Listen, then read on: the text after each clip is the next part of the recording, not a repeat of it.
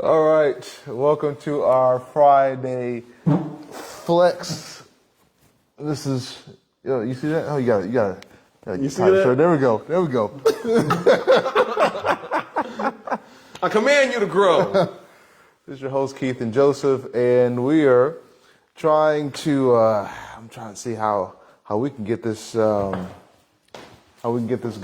This may be a 3 to 5 part series, but we're going to do these next few videos are going to be called shaken but not stirred. Yeah. Stay hydrated, moisturized. I don't want my water stirred. I want to shake it. Hey. You know, when, like, who was that? James Bond or something? James Bond. Yeah, so basically, the technology or the idea is like when you shake the martini, was it? Yeah, it was martini. Yeah. So when they shake the martini, right? I'm not a drinker, but you I just think play one on TV. I just play one on TV. You play a drunk on TV. He doesn't drink. He just plays a drunken on TV. That's it. That's what that is. So basically, the whole idea in terms of shaking and not stirred is that. Boy, I'm going kind of hungry on this screen. I mean, I need to fill out. Anyway, this weight loss is a hell of a drug. He's eating, just not much. I eat. Don't get me wrong.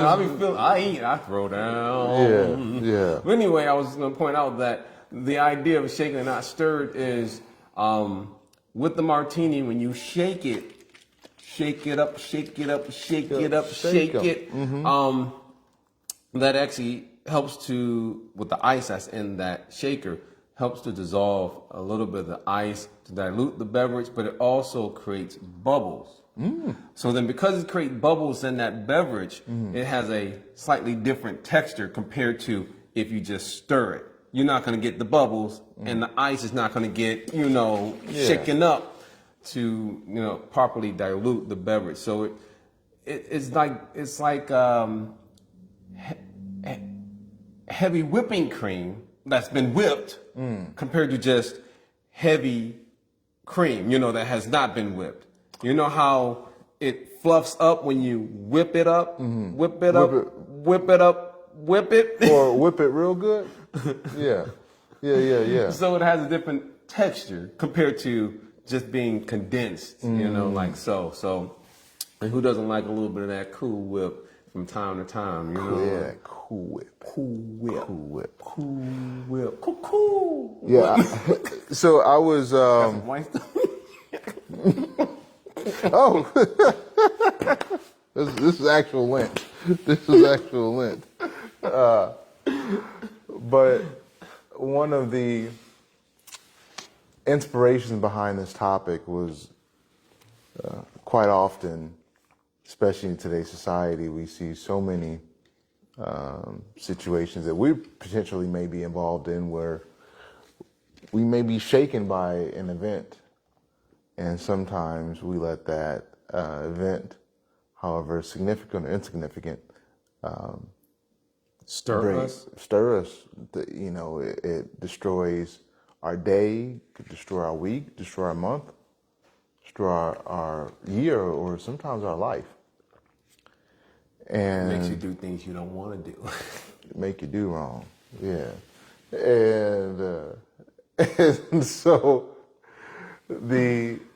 one of the most recent experiences in my adult hood is, for most people that don't know, when my daughter was born, she was born on the exact date that was planned, naturally. She was like, I gotta get out. I'm bing, like a microwave, like I'm ready. I wasn't a preemie, but I came out a little early. I was like, I think I'm done now. And so she came out on the day. However, because of some unseen events that happened inside the womb, she ended up ingesting meconium, which is the bile there. And apparently that it happens somewhat frequently, However, the severity of this particular situation was severe, and when she came out, you had a midwife and a doula, and they put her on oxygen. And they were noticing like her responses, like regular other babies wasn't the same, like wasn't as loud, it wasn't as. You mean like loud in terms of crying? Right, Gotcha. right. And so they were been in business for a long time, so they realized this is something severe, this is something dire. This is an emergency. So I remember them calling the hospital, and they said only in very few cases do they have to bring like the hospital in, and this happened to be one of those cases. Fortunately, they had a connection with one of the biggest hospitals in Tulsa, and they were able to rush her there. And and we're like, first time parents, we don't know what to think. And the thought is like, where is my baby? I want to see my baby right now. Exactly.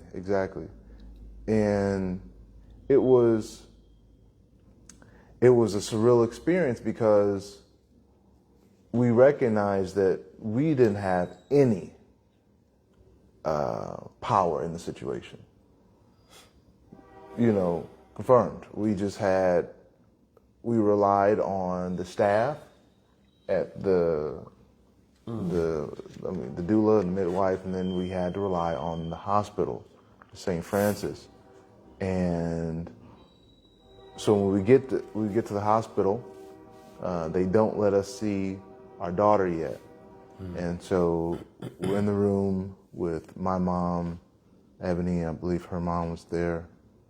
Oh, was her mom there? No, it was just, I feel it. It's kind of blurry. But, her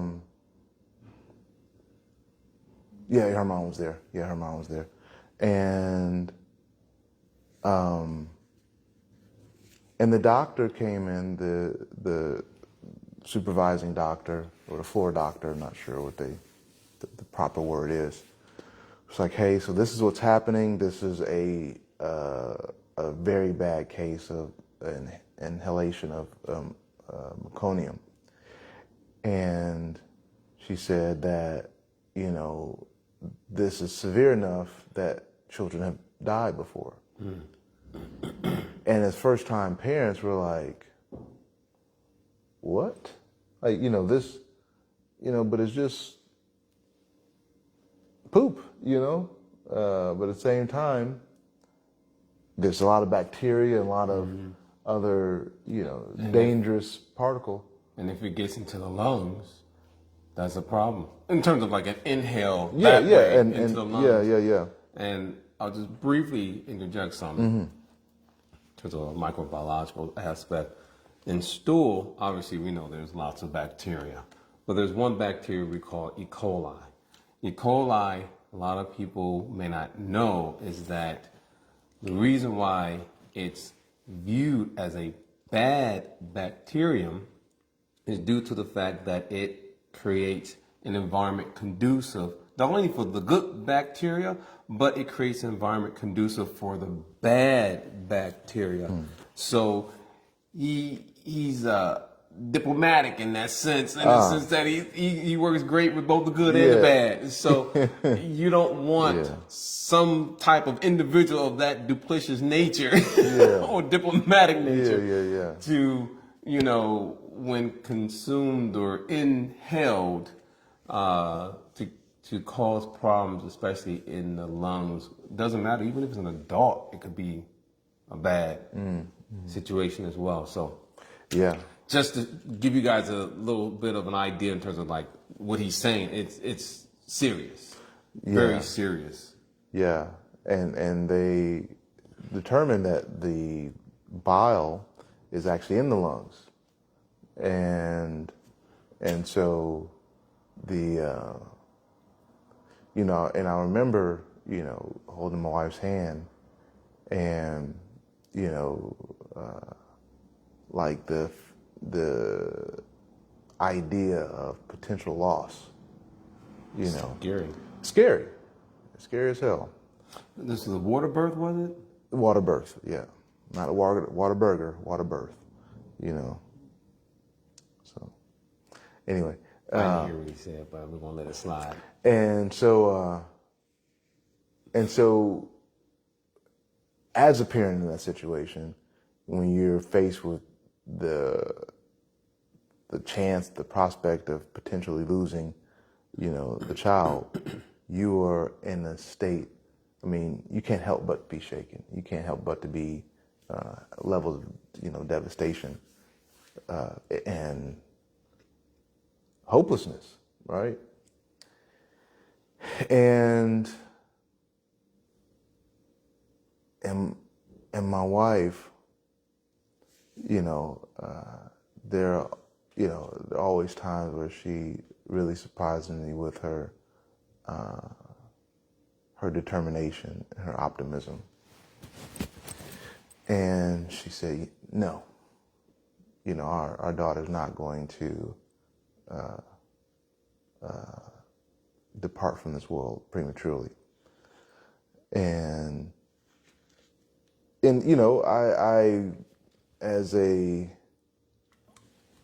yogi, I have learned to be more understanding of life, and so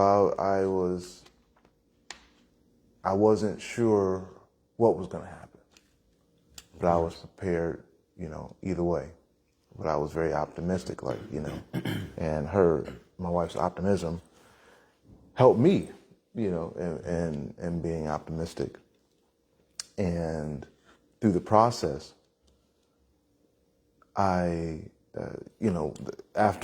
the doctor explained the severity, they allowed us to go in and see our daughter, and she was hooked up to 8 machines, 7 to 8 machines. And she could not eat the normal way. So through her, taking the breast, because that's, you're able to, generally when babies are born, they're able to immediately start nursing. But because of how things were, they had to put the feeding tubes in her nose. They had to have a few devices in her belly button. They had to have, there was contraptions everywhere. It was life support. That's exactly what it was. Managing her oxygen level, making sure they had to give her different types of drugs to fight the bacteria that was in there, to give her strength to, and even for maybe a week or so, they had to give her fentanyl. And I remember that was one of the most devastating things, because we were just like, this is what hooks grown people. This is what strings them out. This is what, takes their life. It's fentanyl. And now we're giving a baby. Very small. Yeah. Framed individual. Yeah. And then I was just, in certain scenarios, you have no other choice but to accept your powerlessness. And all you can do is pray, right? And be understanding of a favorable or unfavorable scenario. And it was, as I mentioned, it was a very visceral experience, because you can't go to school for that kind of training. There's no, of course, in the pre-birthing training or classes, they give you some how to hold the baby, how to breastfeed the baby, how to change the diaper, but then they don't really walk you through. So if your baby swallows meconium, this is what to do. And it was that scenario that we were faced with. And by having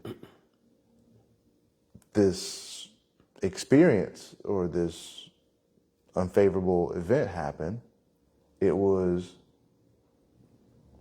a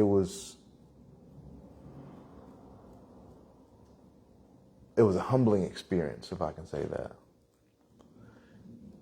And for, of course, on this platform, there's many people of different faiths, some that don't believe anything and some that believe their particular sect is correct. However, when you're in the face of adversity, especially severe adversity, you just pray and hope for the best. And after a couple days, they took one machine off. After another 2 days, they took another machine off. After a week, they took the fentanyl off. So we stayed in the hospital for 14 days, but a few days after each kind of machine, then, it was like next one. And to the point, they said her only obstacle is all she has to do in order to leave is drink 2 ounces of milk every sitting. Every sitting, okay. 2 ounces, 70 or 70. It was either 2 ounces or 4 ounces. I want to say it was 2 ounces. Yeah. And so, that seemed like a daunting task. So it was like, That was the last hurdle. That was the last hurdle. It was like, okay, no more machines. No more machines. Like we can hold her. We can walk around with her. Now we just got to make sure she's eating. Yeah. And they said, because you don't want her to go home and she's not able to. She's losing weight. Right. Yeah. Of course. Being so small. Yeah. She needs to eat and gain weight. And so, and that time Ebony was, and I felt her, like, Ebony was very anxious to get out, like we gotta leave. Yeah. Sleeping there in the hospital is not fun. And so I had to come up with innovative ways to get Iman to drink more, like per sitting. And I told Ebony, I said, okay, just let me feed her, and we'll be out soon. So fortunately, that was.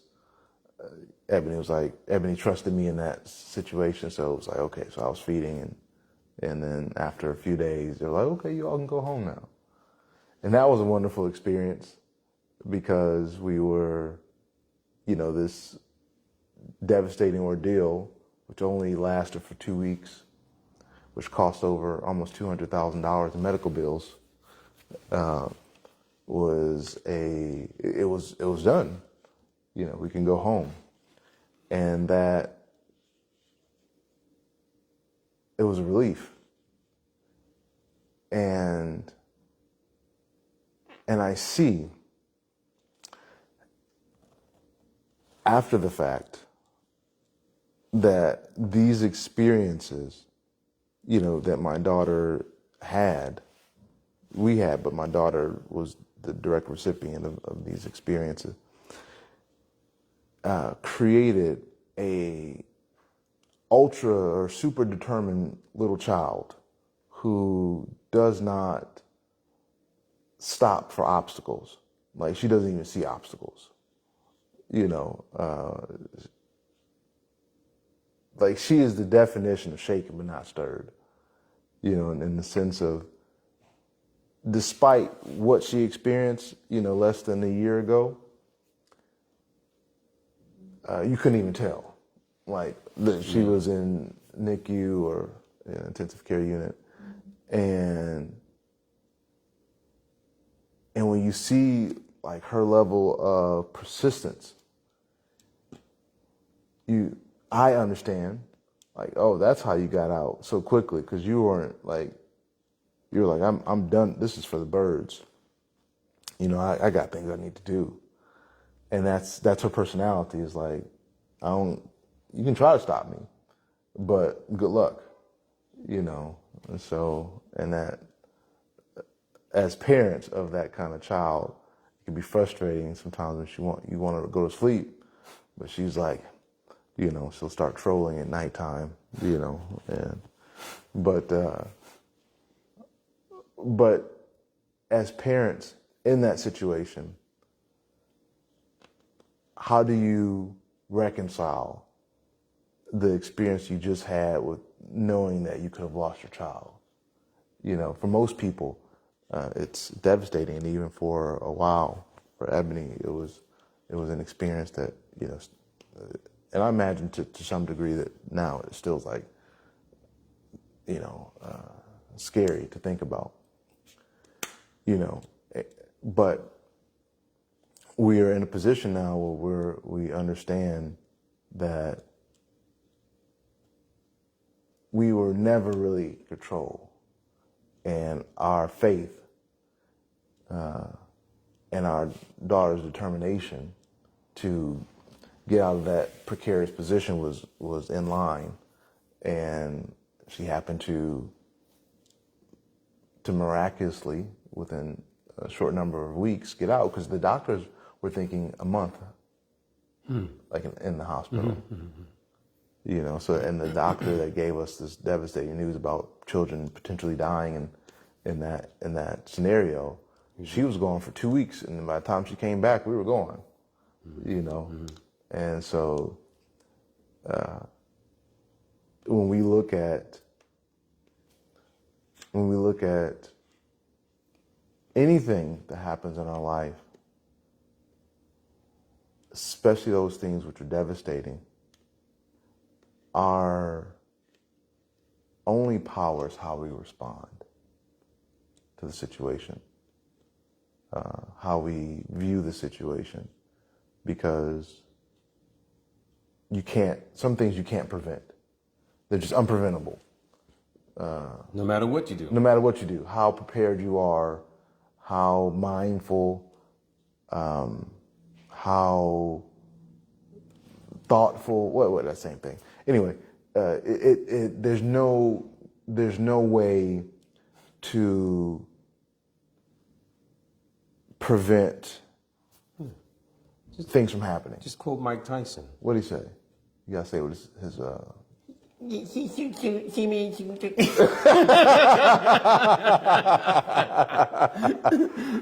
No, he says, he points out this aspect of, you know, I can't remember exactly how he phrased it, but basically he's pointing out that, you know, you can do all this training, you know, and be the baddest, you know, something like all this punching and practicing, you know, with the body bags and everything, and you can think that, you know, you're like the best fighter, right? But as soon as you get hit Punch in the ring, mouth, yeah, punch in the mouth is a whole nother story, you know. So you can do all that training, you know, or you can look at what Bolo Young said to Bruce Lee, and then also later on in another movie with Jean-Claude Van Damme, it says in regards to the death mop, you know, the death touch, you know, that the bricks don't punch back. yeah. Which is the reality. But continue your thought, and there was two things I was going to share on that. Yeah. There's no level of training. Yeah. There's no number of classes and or just preparation that one can have to prepare them yourself for such an experience. And I have, people on my friends list, school associates who've lost their children at a later age. And that's even more devastating because you have years of experience with this child. You're not taught how to cope. You're not taught how to understand. Actually, you don't even want to try to understand. Because no amount of understanding, if we are not in a position of complete acceptance, then no amount of understanding will be sufficient. Because it's just like, I don't care why. I just want them back. And which is valid, very valid. And at the same time, there's not a course to how to handle the passing of a loved one. These kind of seminars, they don't really exist in today's society. And that's one of the things we're going to experience often is that. Go ahead, what you were going to say. The two things I was going to mention was, first thing I'll start off with is highlighting one thing that you pointed out about a man being determined. The fact that she had such an experience of a severe nature truly shows how strong she is as a individual. That was the first thing I wanted to highlight. Second thing I also wanted to highlight is that even in various different, you could say scriptures or texts, it points out the strength of a chaste woman. That a woman, we even see in some of the pastimes of King Pranjana, those stories. It's kind of mentioned even there in the purport, but in some of the ancient yogic texts, I'm learning, is that it points out that a chaste woman is so powerful that she can even, with her prayers, save her husband's life. And so I was just pointing out how, in terms of, in one sense, glorifying Ebony and how powerful she is, and that because of her chastity and her prayers, that is also,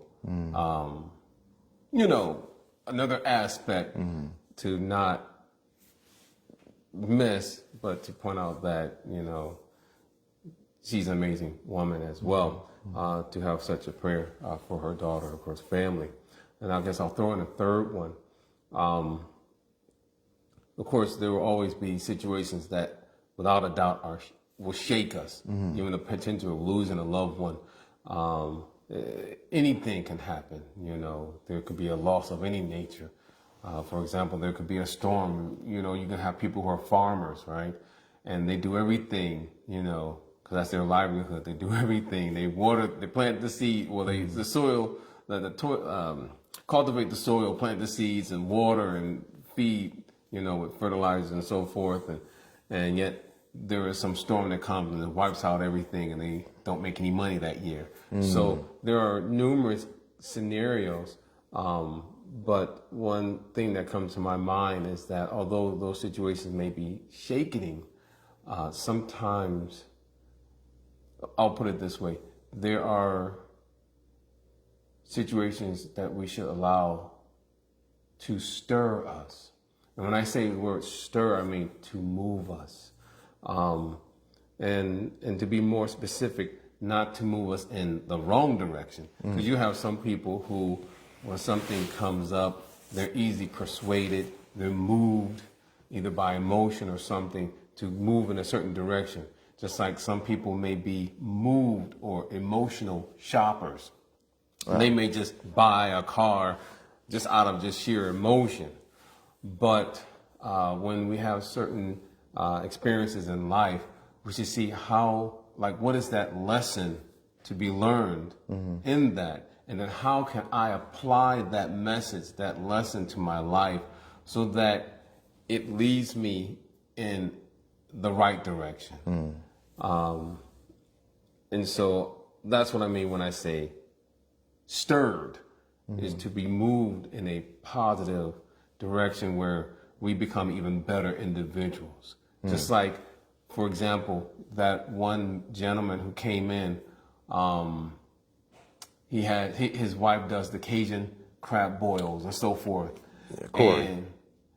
And really nice guy, you know, we were talking, but then he also has a daughter that's like 11 years old or something, has her own business, but then he gave me the business card to his daughter. I didn't even know it was a little girl. I thought it was like an adult, you know. But when you look at it and you see, I think it said FAST or something like that, like how to identify someone that is having a stroke. And then when I looked that up on Google and it was actually really explaining like even further like this and that, then I saw the story that was actually related to her father who had so the guy that we had met actually had a stroke at one point. He didn't tell us that. Yeah. But it wasn't till we did some extra research. So in other words, I'm pointing out this example because you have individuals in this world that are moved by someone else's story, or they're moved by some difficulty or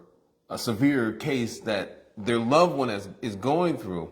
And then for them, they're like, okay, you know what? I need to make sure I'm educated on symptoms of a stroke, or maybe symptoms of someone having a heart attack, whatever it may be. And so let me, you know, maybe I want to go into medical school, like medicine, and study medicine, and so I can help address these different issues. Whether within my own family, because that may be the initial catalyst, but maybe within the community. Hypertension, other things like heart disease and strokes and diabetes and other illnesses that may be prevalent within our own communities. So sometimes we are moved, and it is okay to allow the world to touch us in that way, to move us. This is not AT&T. Trying to reach out and touch somebody. All right, Arsenio Hall, big long finger. But it's okay to allow the world to touch us. It's okay to allow the world to move us, but not move us in a direction where we get caught up in drugs and we're beating ourselves up and what have you, but to move us in a way where we do amazing, positive, uplifting things in this world that not only benefit and uplift ourselves, but we can uplift and benefit our families, our friends, our community, our society, our nation. So that's what I mean in terms of move, like to always try to find that message. Yeah. Even though it may be an experience that can shake the strongest man, you know, what is the message to be learned in this experience? It reminds me of that story of two renounced individuals, you can call them monks, and they're actually coming up to this river and they're about to cross it. And so there happened to be an older woman that was not able to cross the river on her own. And so maybe she wasn't tall enough. It was a type of river that you could walk across, almost like Arkansas River here in Tulsa. You just kind of walk across it. You can run across that. They got a little more water floating right now. People were fishing over there yesterday. Yeah. But just wait in the water. Just wait in the water. But anyway, but the whole thing is that one monk picked up the woman and carried her across the river to the other side, you know, placed her down, and the two monks went on about their business. And after about maybe another 30 minutes of walking, the one monk that did not carry a woman looked back and said, "Hey, monk, we're renunciates. We're not even supposed to interact with, you know, women. And yet you carried this woman across the river. What were you thinking? You know, why'd you do that? And so the other monk that carried the woman said, I only carried her for like a minute or two across the river. You've been carrying her in your mind for the last hour, you know, kind of a thing. And so, you know, in a situation like that, like, oh, wow. Yes, we can be shaken. But then if we allow certain negative things to stir us, then we start to create prejudice. And we start to discriminate against other people. You know, we start to carry these bogus ideas without us doing the research, doing the homework, to question it and to find out what is the reality. You know, it's that is also an issue too that we see in this world, that people create and generate such ideas about other people. You know, false information, fake news. You know, like they said, African Americans have tails, and it's like really, show me your tail. Maybe they meant in the front, you know.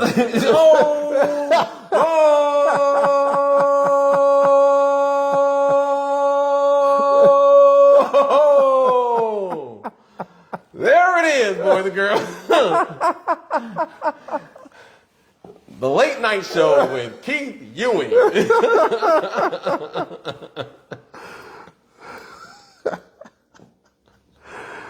But yeah, yeah, like these, like the kind of rhetoric that develops when one is stirred, the rhetoric in one's mind, was kind of a mentorship program, and this is not here at my office, but in the yoga practice. What's up? What your mama talking about? Oh, okay. Well, let me finish. Yeah. And you know, so I'm kind of explaining or talking to this young lady, and she's explaining to me the difficulties that are being experienced in life, this current junction in life.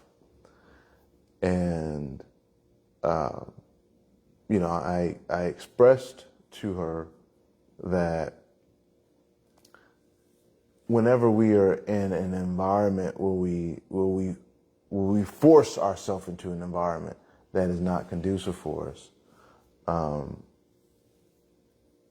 we must develop the tools to be able to handle it without being stirred. Because sometimes, for example, if we watch something that's negative, it can shake us. And depending on how much meditation we do on that particular thing, it can become our reality, like the story of the monks and holding the lady in one's mind and so forth. We carry that idea, and it affects everything else in our life. Even if it's subconscious. Even if it's subconscious. You don't even have to be in your forefront of your thoughts. It can just be tucked away deep in the back. You may not even be thinking anything of it. That's how advertisement works. Just like that, like you're describing. And what we don't know is that depending on what it is, there's a certain level of power that thing has in our consciousness. Of course.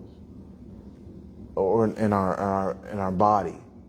And if we don't have the proper tools to overcome that energy or that experience, then it stays with us, and it polarizes. I don't know if polarize is the right word, but it changes the lens our vision into one of depression or negativity or pessimism. And so when we look at, and we've talked about before on this platform, about what happens when you watch negative things or you hear negative things. Or you're in a negative environment. Or you're in a negative environment.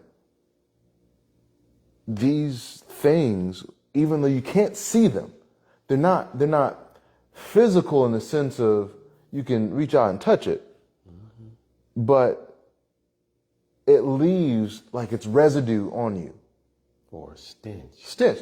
And it's disturbing. We don't realize, but it's disturbing. Yeah. And so this unperceivable but impactful experience, depending on the severity of it, can stay with us for a long time. And it will shake and stir us. And stir. And we look at what's happening in different parts of the world. People are getting murdered, genocide. And while this is a very real thing, if that becomes our meditation, then depression also becomes our best friend in that process of our meditation. Because generally when one does meditation is supposed to bring you to a higher level of consciousness, to a deeper connection with divinity. But when we're meditating on that which is opposite of divinity, then that the result is going to be the opposite of the experience that one has when one is connecting with divinity. And just like the example you gave of an aroma, the idea of an aroma is that there are certain things that can smell worse than others. And depending on what it is, how long it's there, if you got something on your heart, let it out.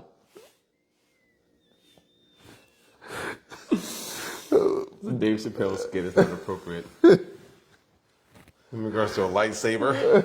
I'm just going to leave it at that. Okay. I'm not going to say anything more. It's not even appropriate. So. I can smell your lightsaber. So when we are, depending on the how the type of object we're dealing with and its smell, it could seep into the walls. It could seep into one's clothes. It can seep into like cigarette smoke. Like cigarette smoke. You buy a car from someone that has been smoking cigarettes. It doesn't matter how many times you bomb that vehicle. Yeah. We know a thing or two because we've seen a thing or two. Yeah. Sold a few or two too. Oh. But it's just like, that's why if someone smokes in a vehicle, a lot of those dealerships, they do not want to buy your vehicle. They can't sell it because they can't get that stench out. Wow. That's how deep embedded that stench is. You know how cars, you got the fabric, right? Right. Or if it's leather, that's one thing. Yeah. But it gets all into the ductwork, in terms of the air, AC, ventilation gets all into that. It embeds itself into the plastic inside. I mean, you can't get that stuff out. Once it's in there, again, it's in there. It's not coming out. These guys, they bomb these cars so many times. The little thing you just press the lever down, it just emits all this stuff in the air to get rid of that stuff. Doesn't even. It lasts maybe for a few days, maybe a week if you're lucky, and then it just smells like cigarette all over again. You can't get that stuff out. And no matter what you do. And it's crazy to think about that is is that this little thing has the potency to permeate and force itself in the fabrics of the existence of a car, or whatever. Or the fabric of one's consciousness. Fabric, yeah. Or the fabric of one's life. Exactly. The touch, the feel of cotton. And these are just material things that leave its stench. Mm-hmm. But when we're dealing with devastating or difficult experiences, they could permeate longer within the body. Take a look at things such as, of course, that's going into the fate and transport of toxins and pollutants. That's a graduate level class dealing with those subject matters. But take a look at just the idea of toys for little children. We never, in our youth, we did not see toys of color. There was always a fair, blue-eyed, green-eyed, blonde or brunette toy, and even if you're from inner city, that's the toy that we reach out to because that's all we know. We're taught by our society, by TV in other words, and so many other places, that this is what beauty looks like. This is the definition of beauty, and that as we grow older, we're constantly thinking, oh yes, if I'm not of a fair complexion, then let me do whatever cosmetic thing, including bleaching creams, to bleach myself because I'm not beautiful. It's only if I have my hair a certain color or my complexion is a certain color that I'm actually beautiful. My hair has to be a certain texture. And nowadays we see, if you go into the crayon section of any store, now you start to see human colors, for lack of better words, human complexions, which is interesting. I was like, oh, trying to mask myself up for a second. But now you start to see, books that are showing more diversity. You start to see toys that are showing a little bit more diversity, hopefully to open everyone's mind and accepting a well-rounded understanding of the word beauty. Because in truth, beauty is not just some singular type of a thing like, oh, this is beauty, Beauty, there's beauty in variety, There's beauty in variety. Or one may say variegatedness. So, but yeah, even that's an issue, because you'll go to different countries and you'll see people, even in African countries, some people will literally reach for bleaching creams because they have been ingrained with this idea that light is right. Look at Sammy Sosa. Played baseball for the Chicago Cubs. Cuban. Now look at him. He's just as light as snow. Light as snow. He went from your complexion to Snow White, Wow. like this. So you got people that, they, in the words of the great philosopher Michael Jackson, it doesn't matter if you're black or white, which is true. It doesn't matter if you're black or white, but it's just there's some individuals that like to test that. Yeah. Let's read some comments here. Looks like Mama Ewing has some things to say. Okay. Is that the top one? This is top. Yeah, okay. This is top. It says, so true. She defied the odds.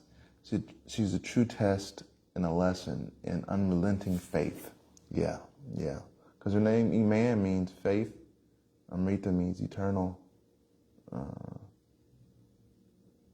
Let's see here. Play it down and pay it up. Play it down, pay it up. Yeah. Pray it up. Pray. Oh. Yeah. Sorry, it's all right. in the Cherokee language, or actually in the Lakota language, L's and R's. Actually, there's Cherokee because it's Cherokee. But anyway, pray it up. Okay. And then, L's and R's, the non-different. yeah, non-different, yes. And this, we have to constantly guard our thoughts. And then, says we cannot always control the things or events that take place in our lives, but we do have control of our responses. Yeah. That's true. Yeah. Yeah, that is a fact. So as we give another scenario, shaken, not stirred. So for those who know me, know that I have an insurance agency, and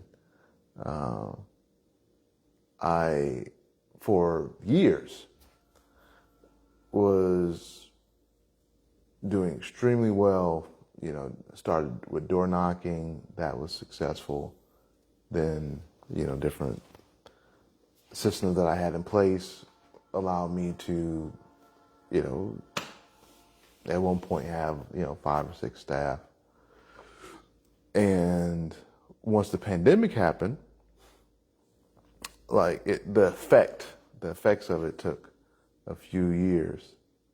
But the market became extremely tumultuous.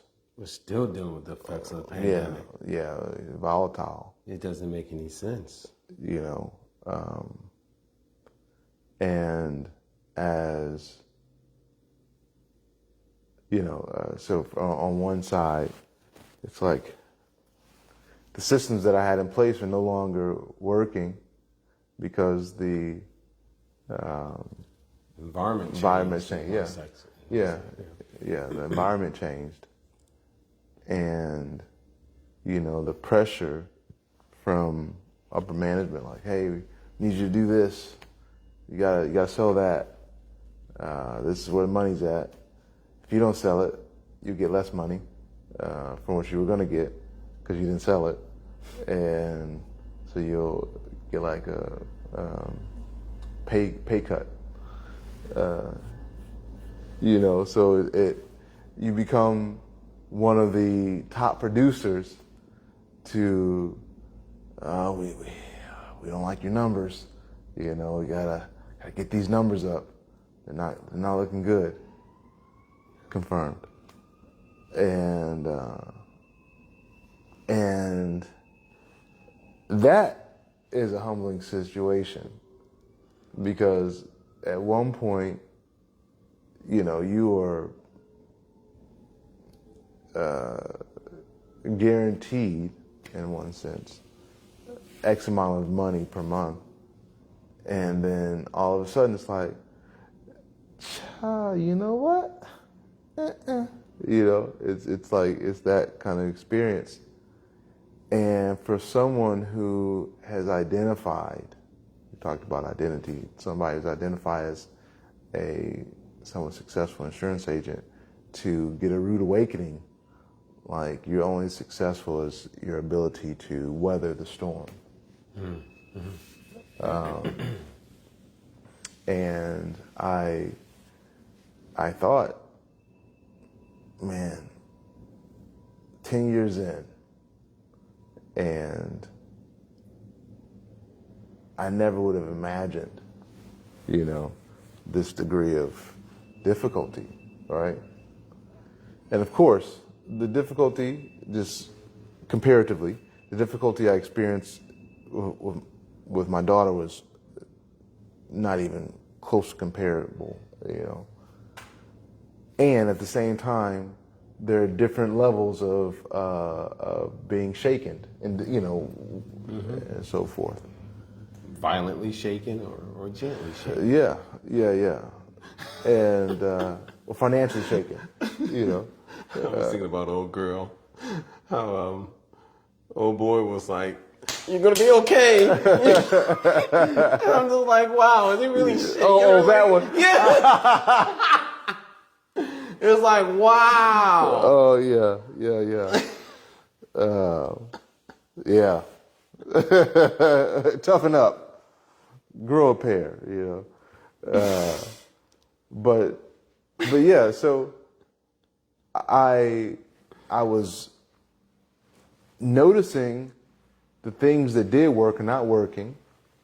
The strategies that I had were no longer efficient or effective. And so it's like, okay, now I need to change gears. I need to figure out how to keep business going. And not just going, but how to thrive again, right? Despite the difficulty. Because quite often we think, if this is happening to me, then it must be happening to everybody, you know?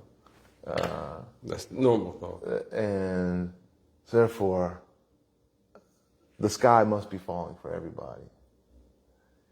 But sometimes when you have the ability to see beyond yourself, and you have a varying level of association, you see different perspectives. So I realized that in the Oklahoma market, it's hard out here, you know. In the words of Hustle and Flow, well, what was it? I forgot the name in Hustle and Flow. It's hard out here for an agent. That's not how it went, but anyway, that's my revised version. Anyway, so I DJ. I connected with an associate in Texas, and he's like, "You aren't making $30,000 a month? Why not?" I'm like, XYZ, you know, this is why I'm not. And this is why I'm not. And so, and he's like, "Yeah, man, like it's easy." He's like, it's like I'm doing like, I'm selling like $200,000 a month in premium, $300,000. And I'm sitting there baffled. Like, how are you doing this? Of course, I come to realize that their environment's different in Texas. You know? Some similarities. Yeah. But yeah, some differences without a doubt too. Yeah. They have they're experiencing a influx of people moving into the state and buying homes from, you know, other places. So they have extra money. So, and this is, I think I heard the statistic that there's at least 30 people that move into the Dallas metro area a day. And so that may be extremely conservative number. But I was thinking, how is this even possible? You know, and a trip that I used to win every year, like, I know, not going this year. My wife's like, "We're not going?" I said, "No, babe." And she was disappointed. I was like, you know, feeling like a failure, right? And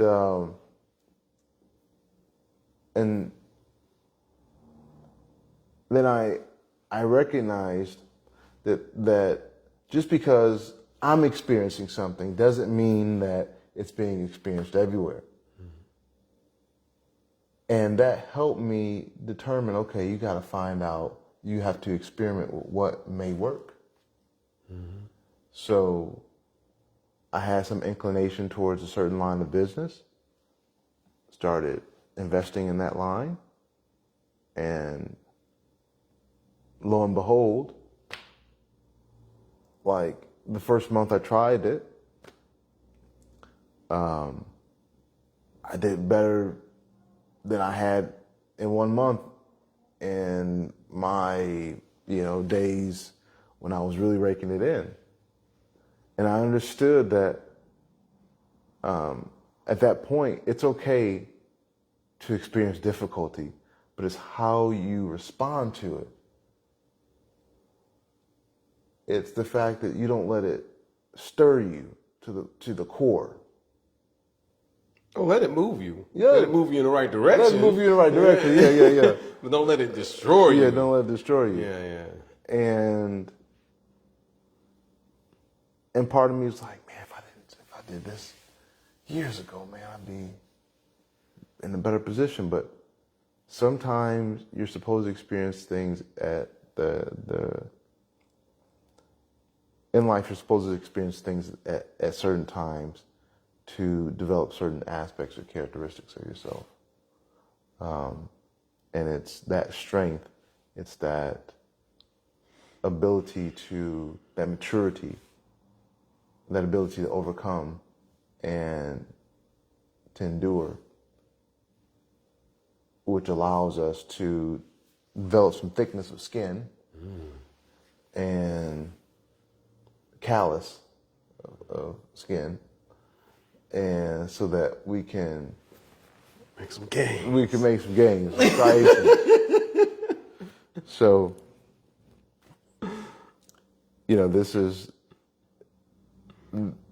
this experience, at least in business, was an eye-opener for me because, and my wife mentioned, she said that, most people in your position would have quit already. They jump ship. Like in that song. Yeah, like Titanic. Yeah, they with no band singing either. They're just jumping, and call it stubbornness. Maybe it's the same stubbornness, determination that my daughter has, but I was like, nah.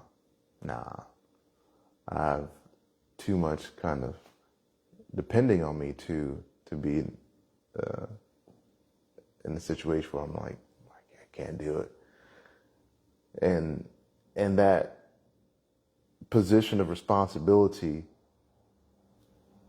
and of course I give a lot of my ability to God. He talks in the yoga text that He is the ability in all people. Mm-hmm. And so being inspired by that ability to do something different than what I've already done. Was it Albert Einstein that says, if you do the same thing over and over again and expect a different result, that's the definition of insanity. I'm not sure who said it, but I know one client shared that quote with me, but he didn't. He said that his father said that. I think, but I don't know who. I believe it's Einstein. I believe Einstein said that, but